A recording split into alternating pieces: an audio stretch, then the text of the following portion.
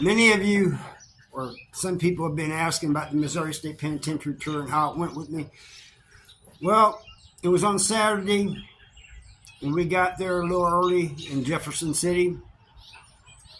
Ended up in a car show. They had like 4 or 5 streets blocked off. It was kind of weird because it was all Mustangs mostly, except once in a while you'd see a Ford truck or something. But anyway, we go in to the prison, and they give us a couple shirts. But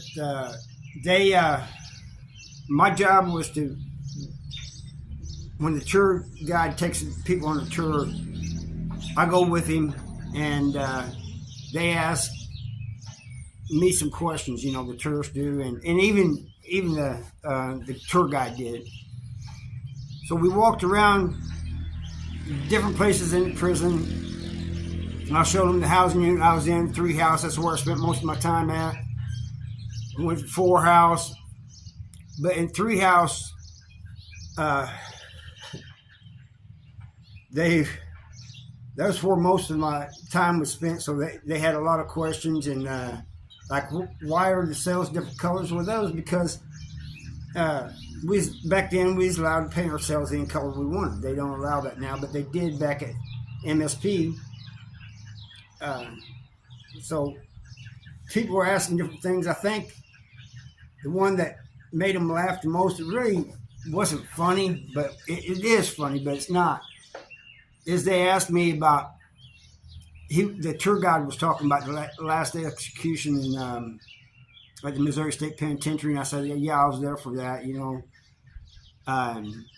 So somebody says, what were the prison population feeling during this population? I said, well, it was at middle of the night, and everybody started banging on the, grabbing the cell doors, which were bars, and rattling them. And I said, all of a sudden somebody said, hey, they're showing movies, adult movies on Channel 2. That's the way I'm going to put it. I said, the rattling on the bar stopped. So much for protesting. I've always wondered that. You guys really wasn't into this. Otherwise, you would have kept banging on the doors instead of, and heck with that dude, man, we're going to watch these adult movies.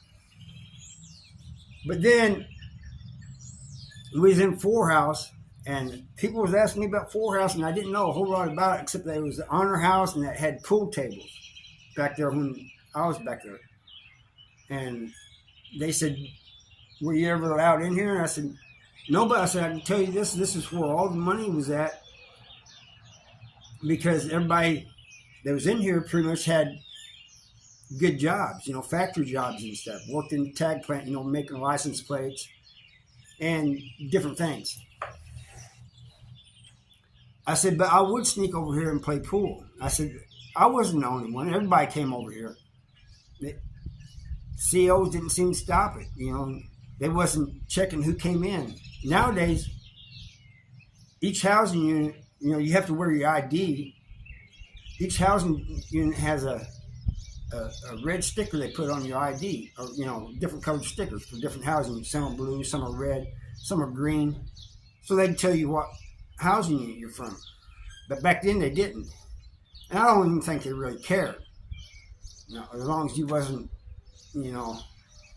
doing something major, like sticking somebody or doing something bad to somebody. But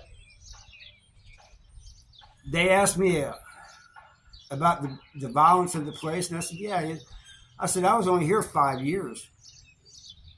But I said, it was the longest 5 years out of all my 29 years in prison.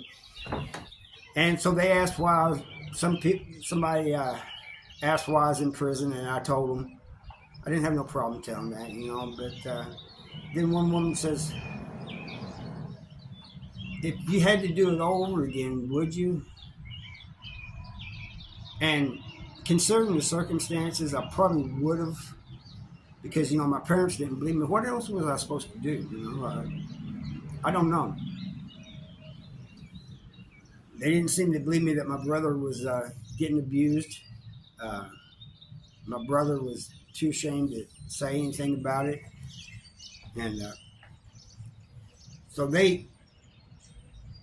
I would like to think that I would have found a different way, you know, a better way to do that, but I didn't. But anyway, it was 4 house and 3 house that we went to, you know, in the control center area where everybody, the tour first starts. You know, I answered questions there too and talked a little bit. And Randy was I think he was the best tour guide there so far that I've seen, that I've been with. You know, they're all good. They're all awesome. But the time before, well, the first tour I went on, it was some guy, and he was good too. I can't remember his name, but he was good too. But Randy was, if anything, Randy talked too much because he was trying to get through the tour. You know, it's only like 3 hours, and so they're on a time limit. You know? Anyway, I think they want me to do more of them, and I don't mind doing that because I think that prison was open for 168 years, from 1836 to 2004, and it's people going there that helped preserve the prison. What's left of it, they tore down a lot of buildings and stuff. So it needs to be kept. You know, there's a lot of ex-cons at the time there said they need to tear this level of the whole place. I don't think so. I don't see it that way. I see it as they need to preserve that. That's history. And it's kind of messed up that some of the things that they have torn down, taken out and stuff was part of that history, like the chow hall, the school and library, the church, all these different places. The softball field's a parking lot now, but it's still part of the prison. Anyway, thought I'd just give you guys a little update on that. So I may be doing more in the future, and if you guys want to see me there, you know, I'll try to let you guys know when I'm going to be there. And I thank you for watching, and I will see you the next time.